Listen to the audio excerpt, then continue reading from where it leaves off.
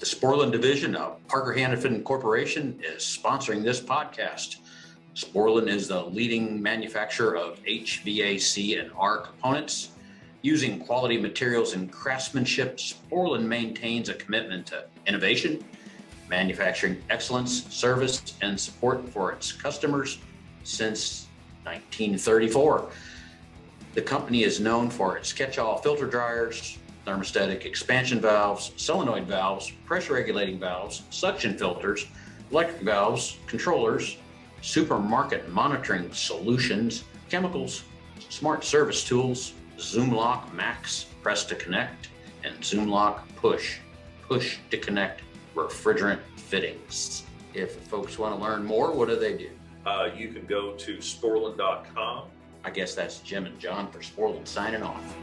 This episode is sponsored by United Refrigeration and Westermeyer Industries, revolutionizing your HVACR experience. Visit URI.com for all your HVACR needs, offering real-time inventory, personalized pricing, and a nearby stock feature. Access quick pick replacement parts and branch details effortlessly. With 350 plus fully stocked locations across North America, our knowledgeable staff are ready to assist with the solutions you need. Exclusive offer. Use code ARPOD on URI.com to get a $10 gift card when purchasing the Westermeyer oil float, part number W4300-38F. These high-performance floats are not just compatible with their own oil separators, but also available as a crossover model. Conveniently stocked at United Refrigeration. That's code ARPOD to claim your $10 gift card. Visit URI.com now.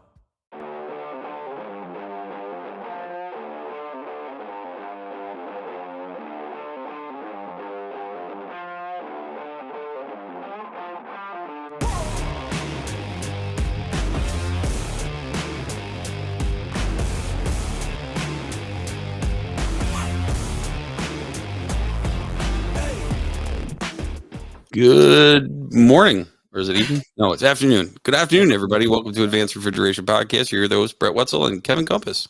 How was your week? I barely talked to you. Busy. Spent my week prepping out the store to get the CO2 rack in that was engineered to fit through a doorway. So that was a treat, and unloading it on the truck was a nightmare, because we had to do it on a city street and people were just like blowing through the cones and just like not giving a shit and just like it was chaos. So we got that all unloaded very sketchily because there was no way to get it off with a lull. So we had to use forklifts. Was this like Center City, Chicago? On the edge, but like on the edge of like another busy city. So we ended up dropping this thing off. Then we had to put some massive like equipment moving wheels on it, roll this thing in through a dock door where the forklifts fit by like 1/8 of an inch, and then get 2 forklifts, one sideways, one on the back, and basically lift this thing up in tandem because one forklift isn't big enough. So we lifted it up in tandem. This thing was 17 feet long. The dollies wouldn't work? We had to lift it up in the air like 12 and a half feet to fit through another doorway. Oh, shit. Had to go open a mezzanine. Oh, shit. Got the thing up in the mezzanine finally, and then we had to take the wheels off and realize that, oh shit, the porta power won't pick this thing up because it's so heavy. What was the weight? 11,000 pounds. Oh, damn. Yeah, it was. We got it up enough to get some like pads underneath it between a J bar and a porta power.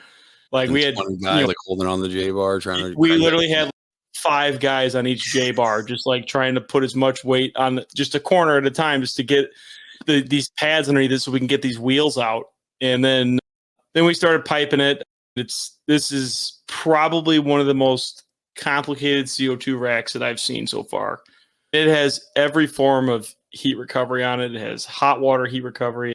It has domestic hot water. It's a boiler. It's a geoloop. It's refrigeration. It's a chiller. It basically does a lot.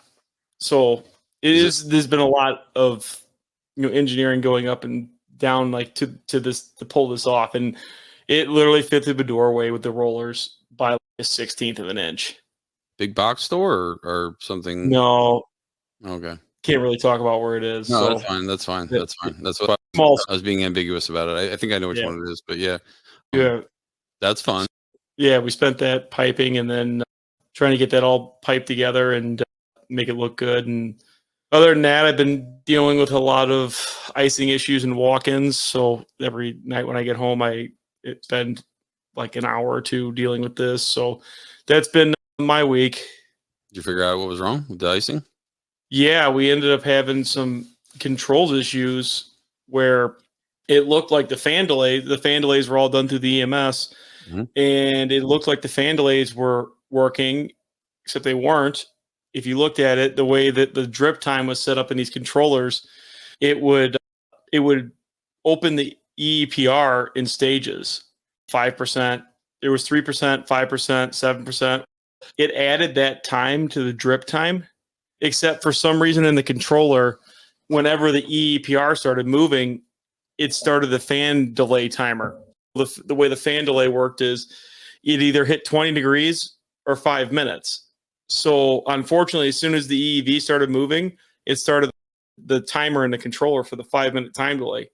So as far as it looked, it went through, it never failed the fan time delay. And it was blowing humid, hot air off the coils into the box. Sweet. That always does good for the temperature. Yeah, it looked bad.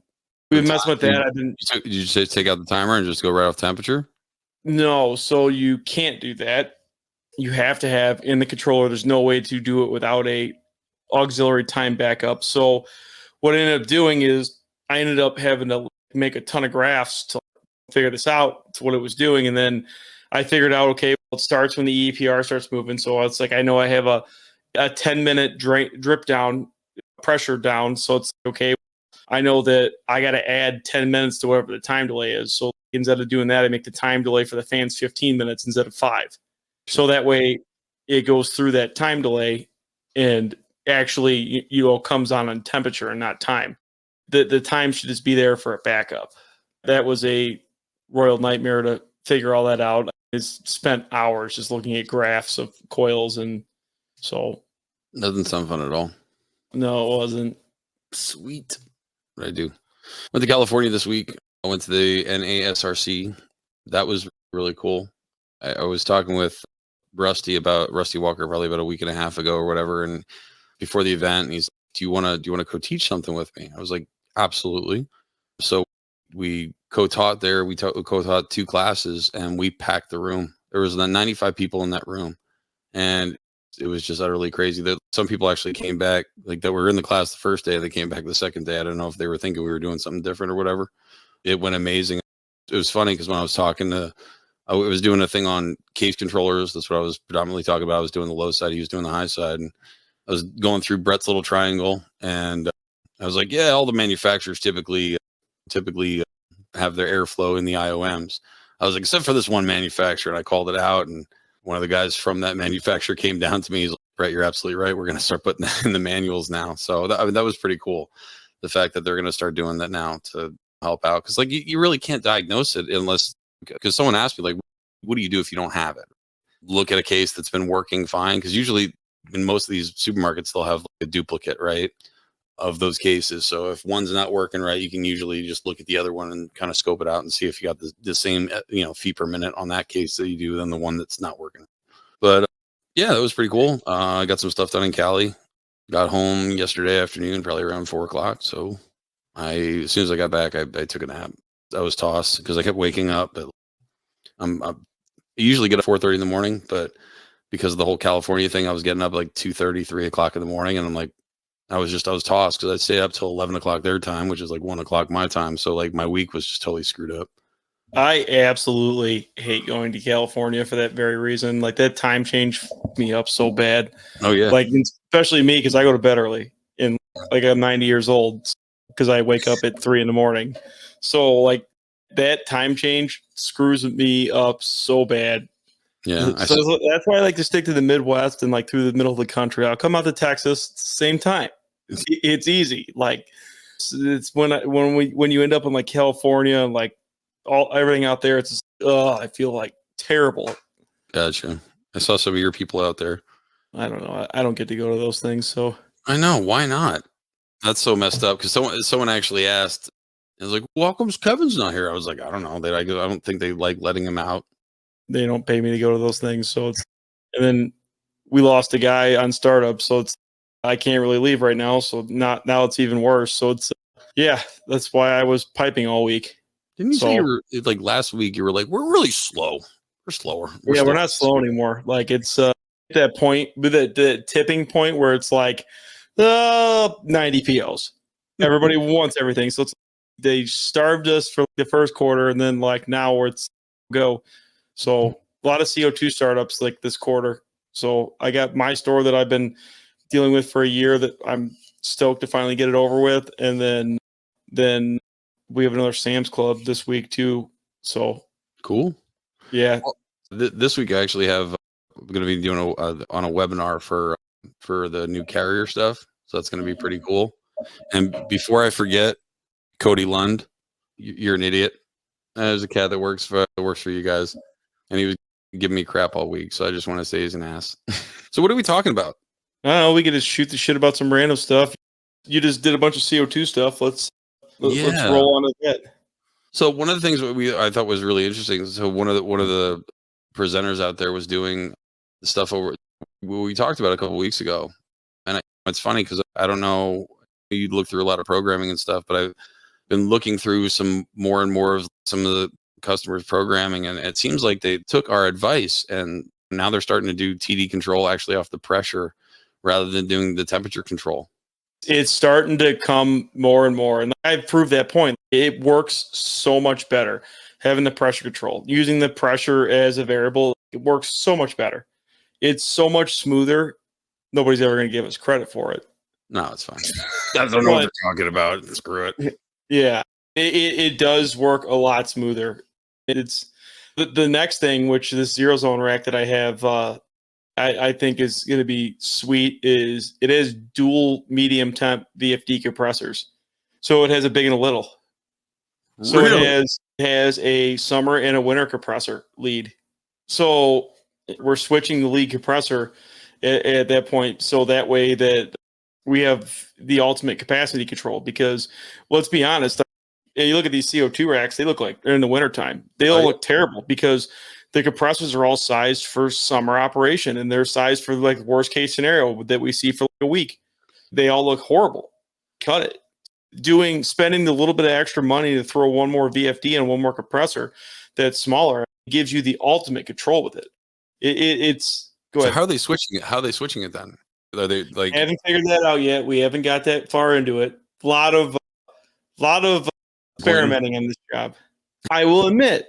So remember 2 years ago when I did that protocol swap, that used a protocol swap out when I was at Midwest, and I had the double digitals where we converted the protocol, the low temp side of it, we converted the medium temp, and I had the double digitals.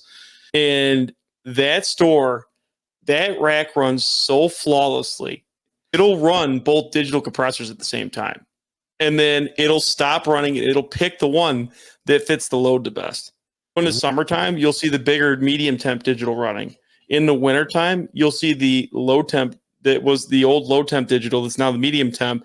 You'll see that digital. It'll switch that digital and it'll run that one because it's smaller. And then when the load increases, sometimes it runs both digitals.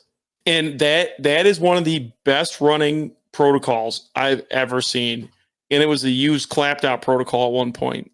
So like it does it. It's not supposed to do it, but like the E2 on that firmware controlled it flawlessly.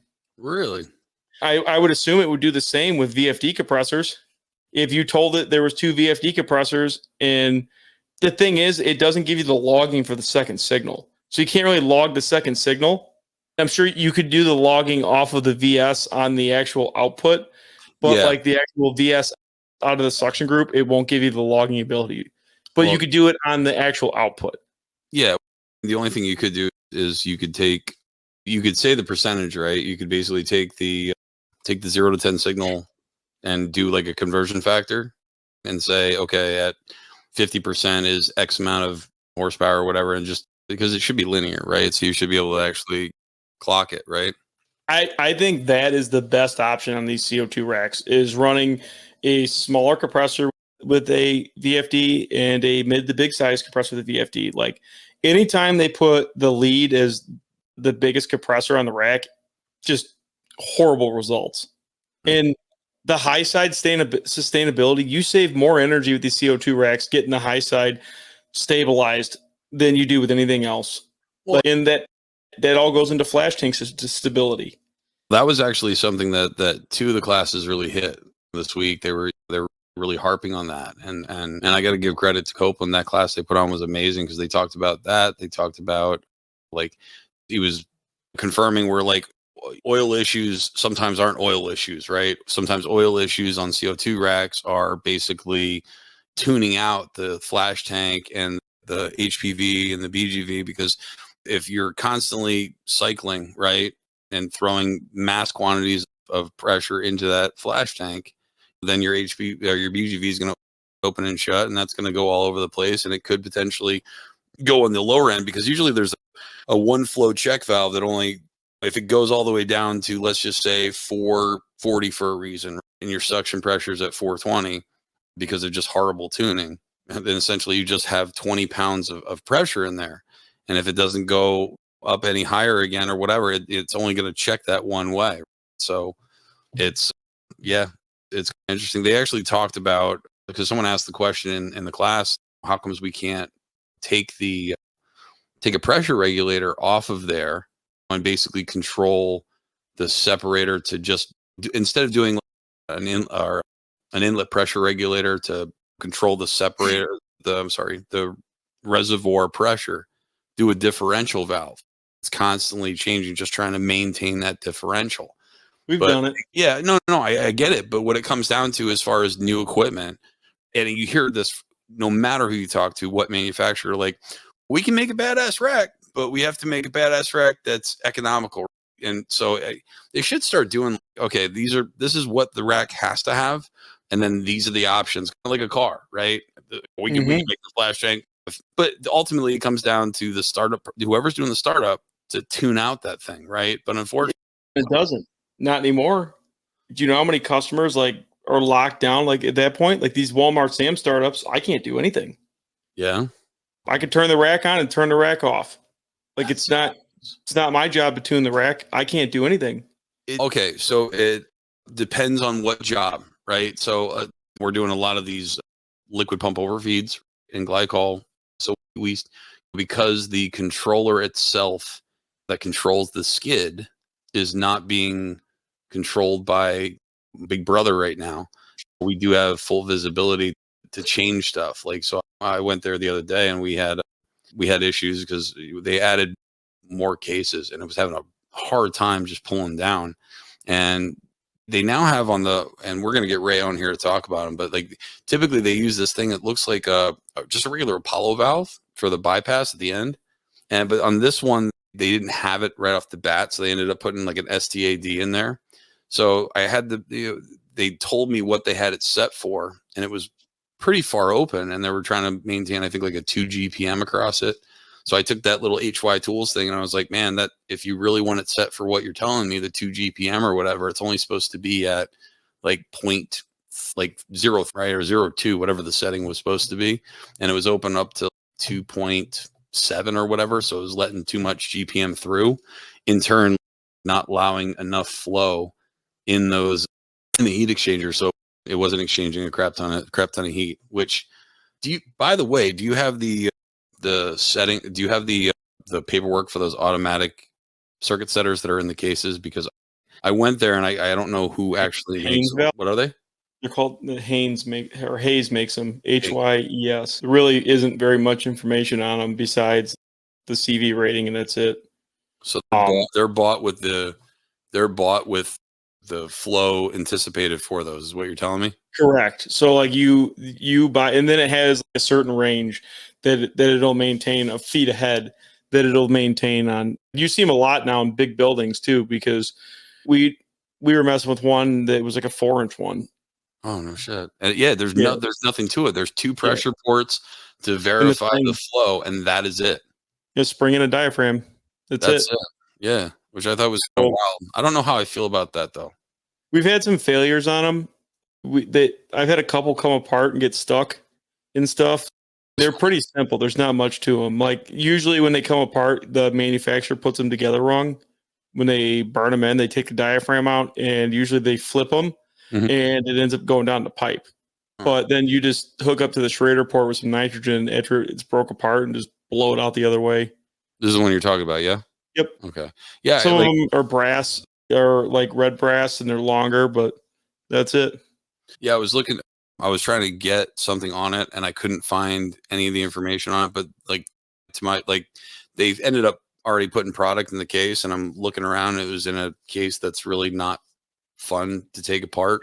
The only thing that sucks about them and I don't like is the fact that if you have, say you have an entire lineup of cases, like we see these at Costco a lot. Like this is where I always see them. If you have an island of cases and you have these end caps, they always get colder and you have no way to balance them besides closing the ball valves a little bit. Yeah. Speaking of which, I get what you're saying, unless the piping is totally even where I usually make the guys go first case in, last case out is how I always make guys pipe glycol. But even at that, like the end caps are always so much more efficient. They're tinier coils. So like it's always the end caps that end up overcooling. There's almost nothing you can do about it besides shutting the ball valve. We've had a couple cases where we've failed their stupid temp check thing, and I end up having to burn a manual balancing valve in to shut it down a little bit. See, I don't know. I'm pretty sure. Oh, yeah, because I don't know if each one of the circuits has a solenoid on it. That's the only thing. It doesn't probably anymore. No, speaking of that, today's episode is sponsored by the RefraShield RDP Series differential pressure monitors from Westermeyer Industries, now available for transcritical CO2 systems in addition to other common pressures and refrigerants. When the filter element of your coalescing oil separator is contaminated, it can hurt your system's performance and efficiency. But how do you know when it's time to replace that filter? Wait too long to replace, and you could end up with a nasty filter blowout. But replacing too often can be a waste of time and money. The answer is installing a differential pressure monitor. The RDP Series differential pressure monitors, including the new transcritical CO2 model, are available now from Westermeyer Industries. To find out more information, email sales@westermeyerin.com. That's WESTERMEYERIN.com. you're just talking about, because they're going with liquid pump overfeed for their CO2 and they're going for the glycol stuff because they're trying to get some longevity probably out of the racks that might be only 10 or 12 years old. So they're chopping off the lines, putting these skids in, and that's it. And one of the problems that we had at another store is where the temperature was on the coffin cases, because I think that they're covered coffin cases. They actually have tops on them. And they're going down, I think, 10 to 18 degrees lower than what they were supposed to, right? Running in medium temp rather than low. And there's nothing you can do. There's a suggestion being thrown around that you put in a SCR valve. Oh, you could do that, but you could also do in parallel because it's basically a solenoid, right? In E2. And then you could basically put in a Danfoss valve or a Sporlan valve and just put a port in there and then make that the medium temp operation. So then basically it's gonna act like a regular DX where it just won't let copious amounts of liquid. So when the valve actually does shut down, it's not sitting there just refrigerating with a straight up flooded coil. So the way that the liquid feed stores, the older ones up here work, because there's like 14 of them up here, they have a valve in parallel. So they have a Sporlan solenoid that's just a low temp CO2 solenoid, and then for low temp. And they have a Danfoss orificed solenoid. So it has a smaller orifice in it for medium temp, and that one energizes and it gives it less flow and less ability to do that. So that's been around for a while. There's also some with SCR valves, and those ones seem to work a lot better. But I get it. I get what you're saying. But if you don't have any way to control, that's the whole problem, right? Because I think all these are on case controllers. Yeah, which most case controllers have the ability to drive a stepper. See, these aren't ones. I think they're KE2, I think. So I don't know if there's a way to dictate to use this during this and use this during this. I don't know. But I don't know. It seemed like the cheaper, most cost-effective fix is just putting that valve in parallel. So we'll see what happens. Yeah, but back to the thing. At the end of the day, the startup guy has no control over most of that, especially with these big box stores. The set point is the set point, and it's an act of Congress to get it changed. You could try, but at the end of the day, it's not really up to the startup guy anymore. Some of the smaller stuff, yeah, it's up to the startup guy to tune, but if they let you, usually the EMS contractor or EMS company has the final lockdown say over it all. Yeah, true. Yeah. But like that dual compressor thing, that's going to be so nice. And it's going to be, and the same thing is there's dual high pressure valves with 2 different drivers. For safety? Goes bad? So I'm not sure if it's for one that it goes bad or if it's for capacity reasons. So they're smaller high pressure valves, but there's an enable on it, and you could run only one valve. What is the capacity? Because all the mass flow for that rack is going to roll through that, right? So is the valve big enough for the whole rack?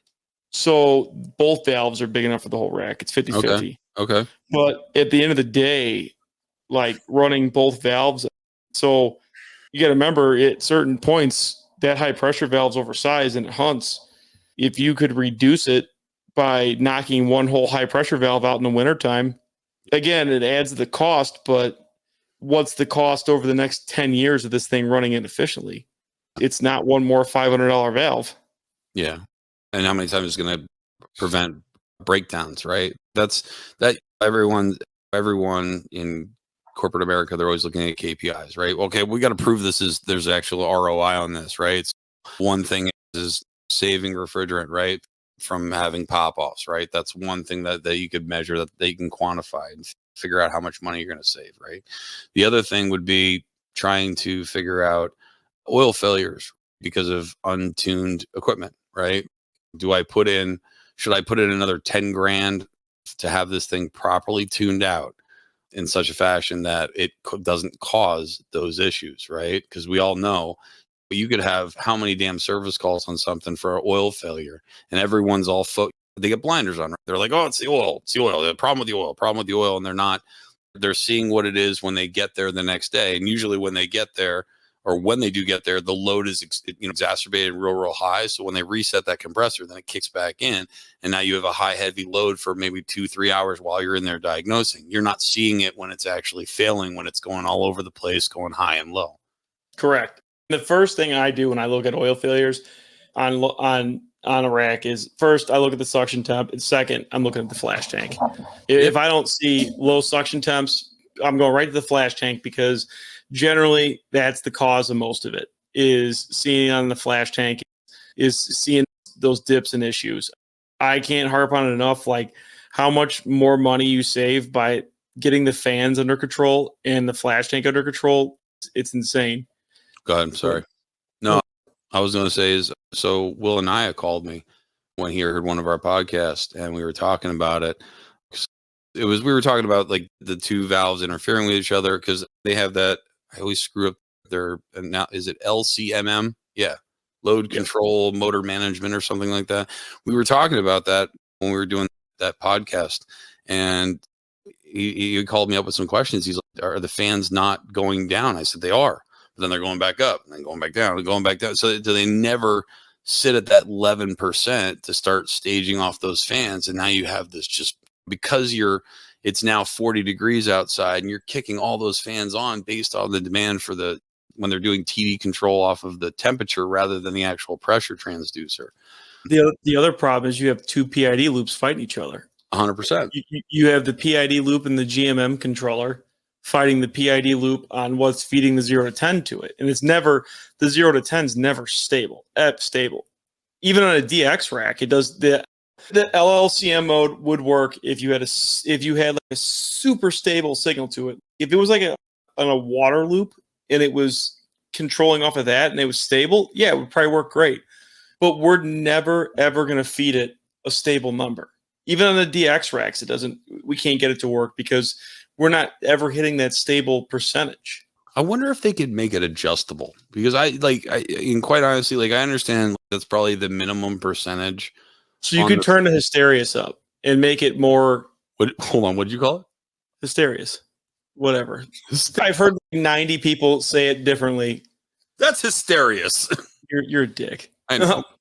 But you could turn up the hysteresis on it and make it more jumpy. But the problem is it never like holds at the threshold long enough to actually start dropping fans. No, I'm not saying the hysteresis. I'm talking about maybe like instead of changing it to like the 11%, if you could put it up a little bit. So me and him were talking about dropping the fan motors on a DI because you have 4 DIs on there.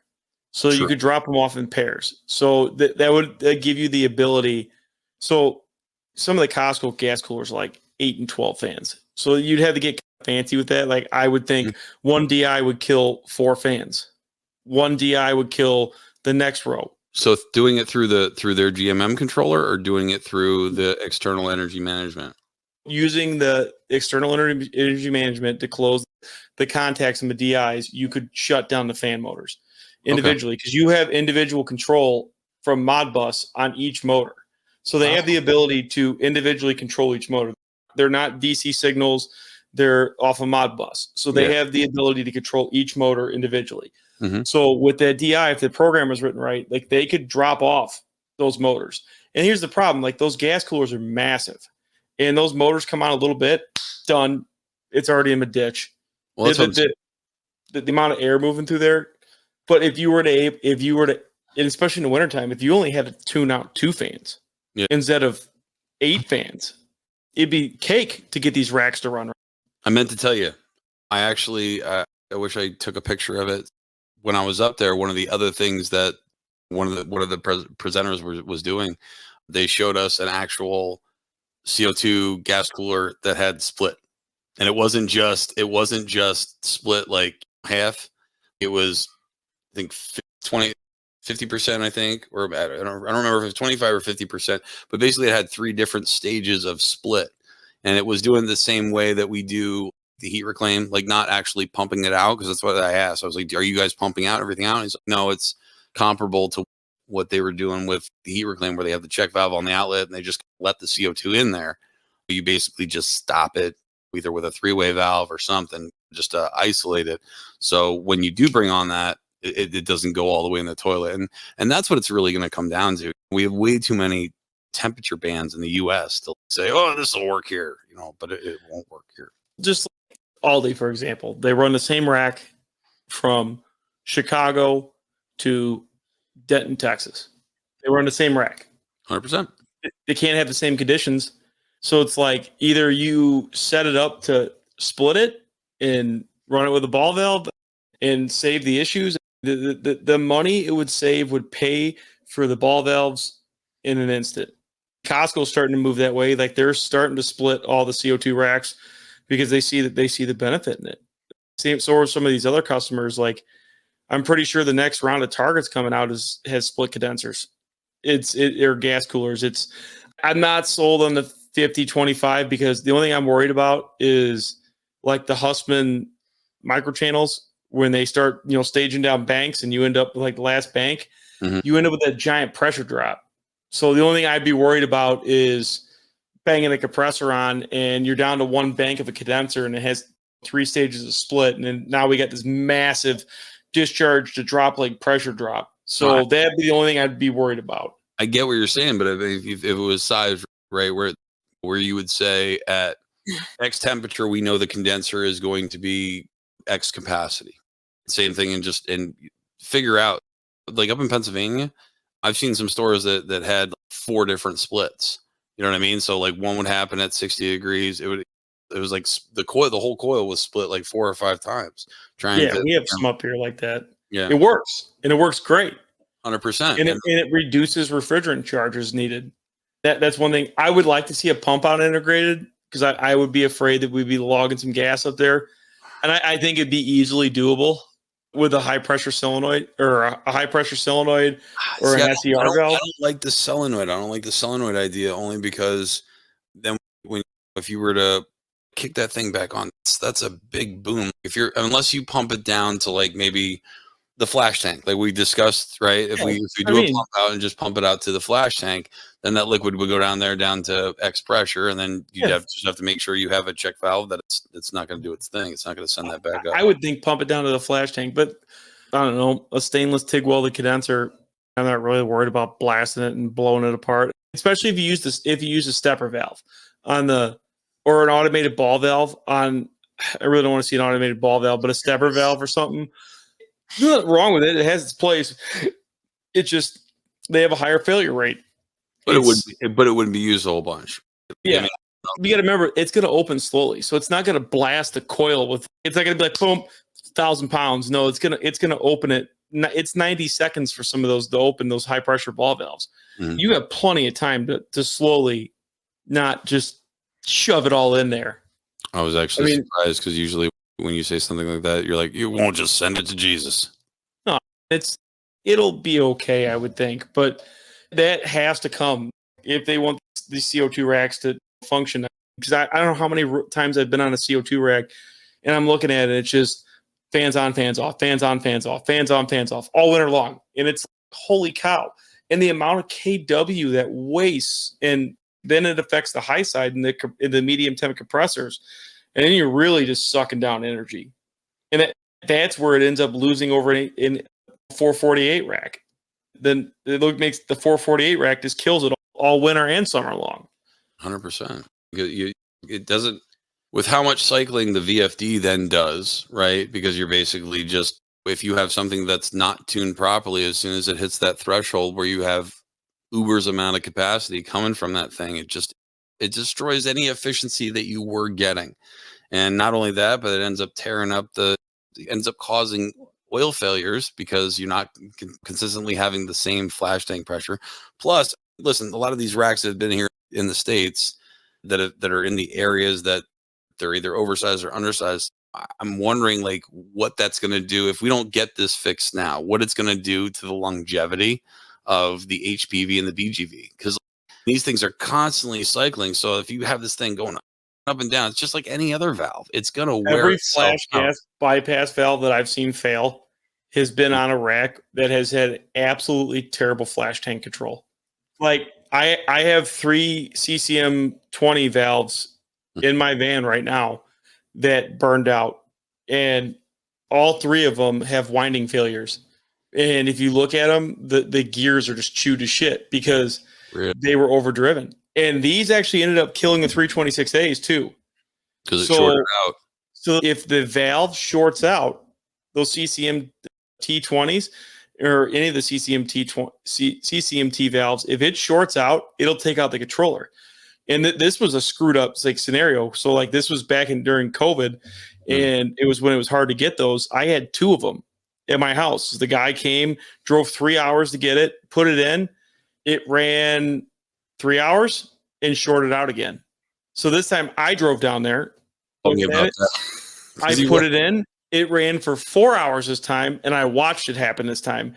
Whenever the valve would get to 80%, done, it smoked it. If it was below 80%, it ran beautiful. Fine, no issues. But as soon as it hit that spot on the gear and it kicked the stator into the winding, it would short out.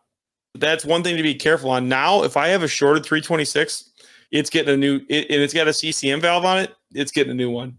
I'll just order a CCM valve. I'm not even going to mess with it before I put the new controller in, because I know it's going to short. Or I'll end up putting a Sporlan valve in. I've had pretty good luck replacing them with CDS valves.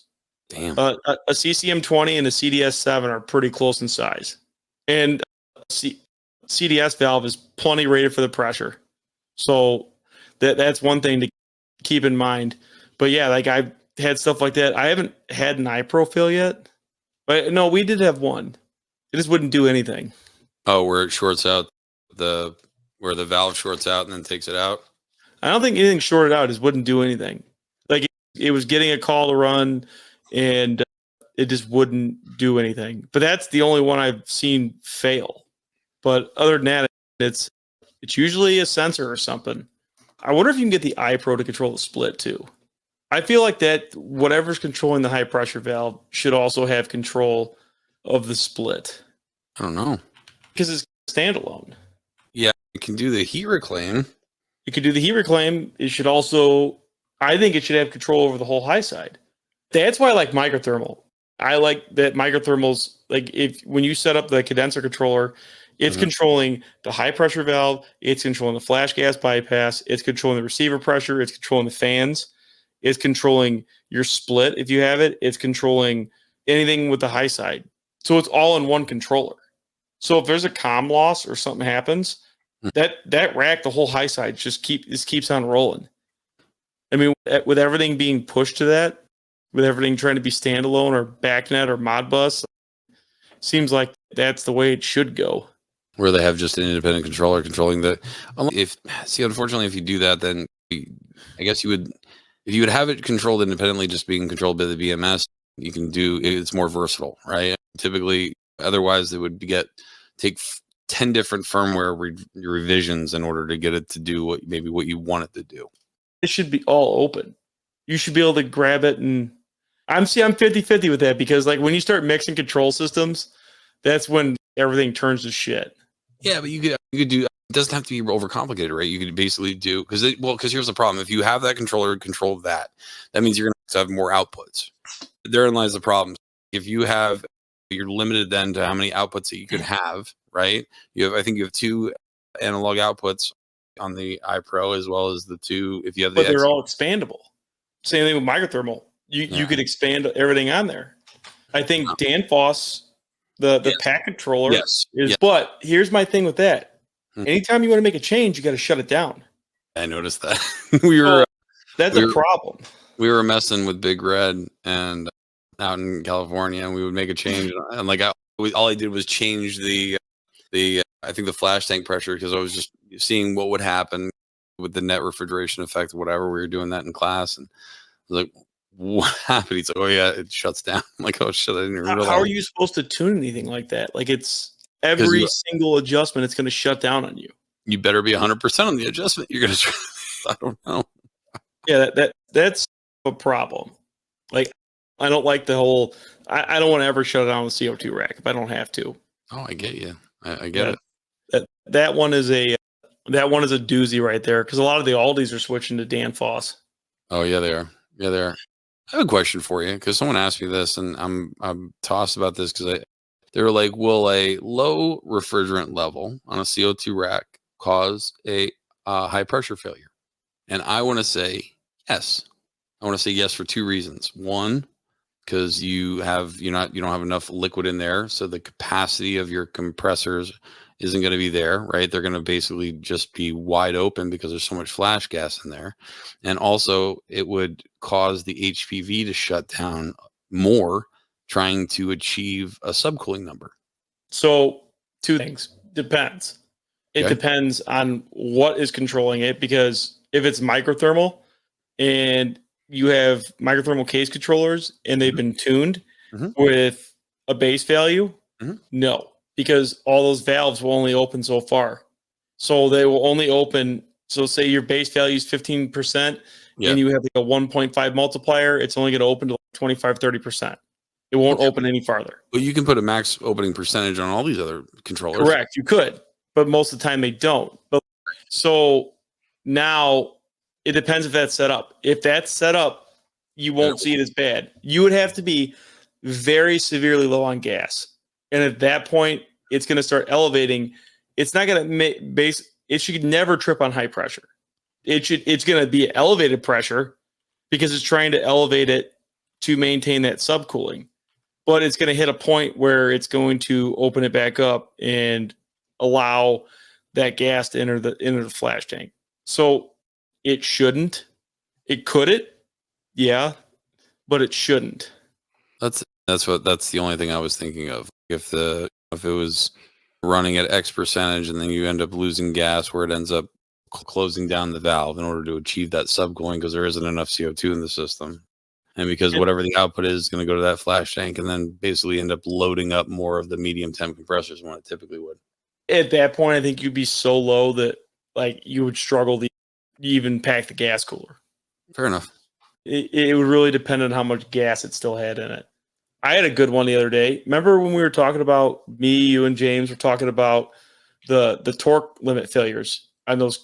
So hold on. Since you brought up James, I just want to say congratulations, James, to your baby girl that just got delivered the other day. Sorry. Nice. So remember when we were talking about those torque limit failures, when those compressors would start and they would start a couple times?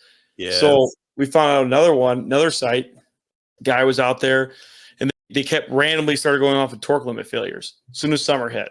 Cool. Or spring hit. So this equipment, so when they got set up, this was they were all 460 volt motor compressors. Mm-hmm. When they got started up and everything, somebody went around and was like, voltage is 491, 493, 492, 480. Put them in as 480. The drive program was 480 volts. Mm-hmm. Randomly, as soon as the voltage came back up and it was like 495, instant torque limit trips every time they go to start. Really?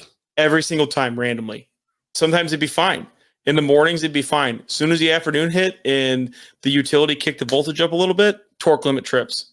Ended up calling Dan Foss, and the guy ended up finding out that had to be programmed to the exact motor voltage. Yes. That was where it got screwed up. He programmed it to the actual voltage. So I see this all the time now. You remember when we talked to Matt as well, right? Yep. When we did the VFD one, that whenever we talk to Matt, it's always a two-parter. But when we talked to Matt the last time, just recently, he said that too. Because remember, we asked him because we're like, "What the hell do you program it for? Do you program it for the voltage that's there, or the voltage that's actually that's on the motor?" He's like, 100% on the motor every time. And this ended up instantly solving the problem. Now, the other problem we had is like Bitzer, when they were listing like the horsepower on these rack legends, like 25 horse. That's not a 25 horse compressor. Like when you would program it as a 25 horse compressor, instant torque limit. Oh yeah. We had to bump them up. Because they don't get because Matt talks about this too, is like the heavier dutier drives. They usually get the mid-grade one, which that means you a budget grade. I don't want to say the wish.com or the Teemu one, but basically the not compressor one, even though they can do that, you always have to step up the horsepower a little bit for it to handle it, right? I see that a lot, like especially on Bitzers, where it'll say it's a 25 horse on the Legend, and it'll be programmed as a 25 horse.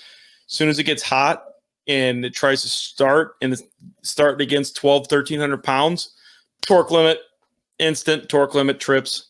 As soon as you end up upping the horsepower a little bit to the next one, it stops it. But that's one thing to be aware of, guys.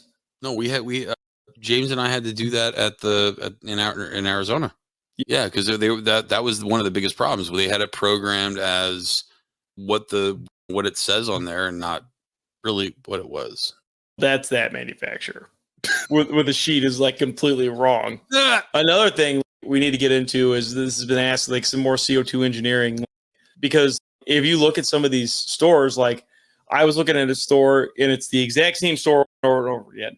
I'm looking at the loads in the rack. I'm like, this compressor load is like completely different than the next door, but it's the same compressors and on the same setup. I'm like, something's not right here. It's wildly different with some of these ratings.